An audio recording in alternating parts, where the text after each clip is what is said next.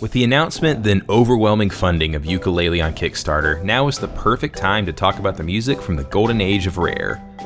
Yooka Laylee is a spiritual successor to Banjo Kazooie and is being developed by many of the people from Rare in the 90s. Most importantly for the purposes of this episode is Grant Kirkhope and David Wise, legendary Rare composers and show favorites, and Steve Burke, the sound designer and composer of many later-day Rare titles. But to set the stage for Rare's music, we should talk about the company itself. Rare was founded in 1985 when Tim and Chris Stamper, already seasoned game makers for the arcade and ZX Spectrum, wanted to start making games for the new Nintendo system, the Famicom. They brought several samples to Nintendo, and Nintendo was so impressed that they gave Rare an unlimited budget and allowed them to make as many games in a year as they were capable of, completely bypassing Nintendo's normal quality control standards. This led to Rare creating dozens of games for the NES from 1985 to 1990. These included games of all types and genres, from game show adaptations, to sports games, to platformers.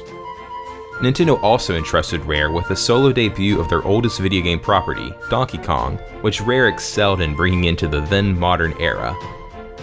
Rare worked with Nintendo until 2002 when they were purchased by Microsoft, where they are still owned today, although with a very different staff than they had in the 80s and 90s. They had various composers in their different eras, but during the early and prolific NES era, they had a prolific music creator in David Wise. David Wise is the longest running Rare composer and was the only composer with the company from 1985 to 1994. Wise met Tim and Chris when they walked into the music store that he was working at. The two saw that he programmed demo music at the store and offered him a job on the spot. The first soundtracks David Wise composed were Slalom and Wizards and Warriors.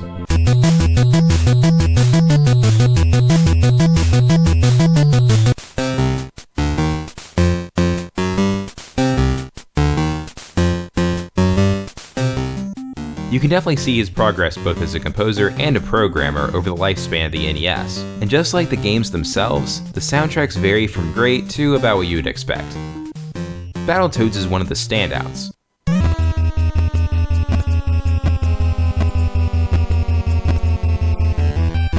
He composed over 30 soundtracks for the NES and Game Boy by himself, before arguably his most famous soundtrack, Donkey Kong Country. I did a few episodes a while back about the Donkey Kong games, but it's worth mentioning them again. David Wise shows what he is best at in these games, with a striking balance between ambient music and singable melodies. He's also responsible for the famous DK Swing, which has appeared in countless renditions in future games featuring DK.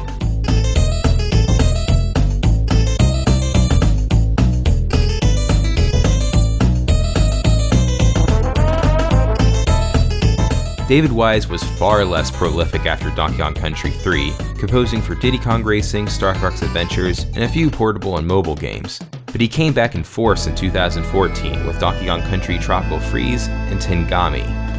These two soundtracks prove that David Wise still has his ambient Pikachu style and will be an essential addition to the Yooka Laylee compositional team.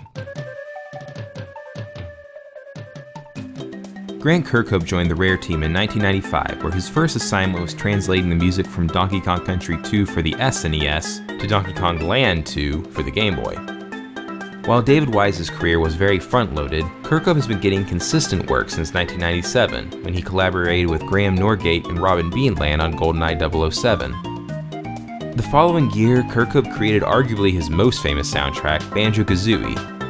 This soundtrack is incredible both in its composition and execution, using catchy and jaunty tunes that change and modulate based on where you are in the level.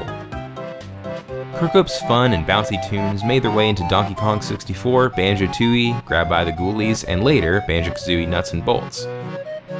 His style feels very similar to Danny Elfman, as it's bouncy and creepy but in a cute way, kind of like the mini Tim Burton films. However, also like Elfman, he can't be purely labeled as a goofy composer, as he also creates some truly magical and beautiful orchestral pieces. Viva Pinata is one of the most underrated game soundtracks, and I had goosebumps throughout most of it. Also, Viva Pinata had a sequel with an equally great soundtrack. The live performances from the City of Prague Philharmonic are nothing short of beautiful.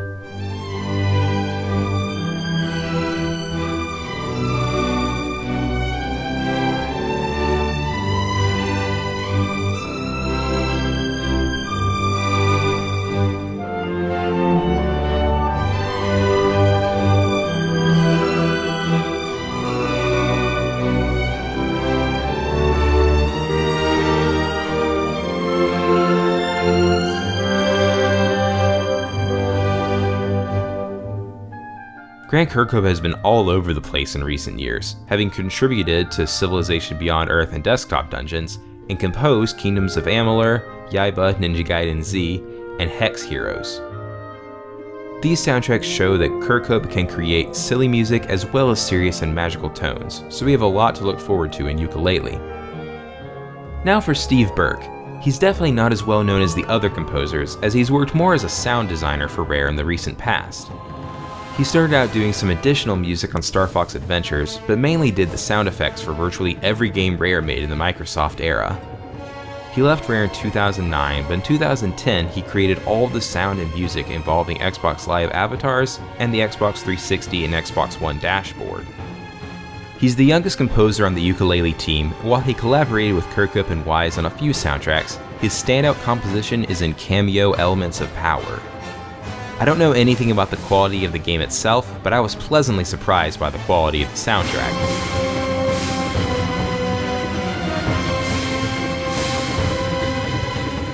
It's fitting with the game's fantasy setting, though it tends to veer into the generic that far too many fantasy game soundtracks deal with.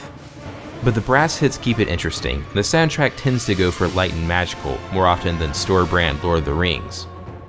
I'm hoping that Steve Burke will take more of a sound design angle, as that's his strong suit, and if this is anything like Banjo Kazooie, the sound design will be just as musical, whimsical, and catchy as the score.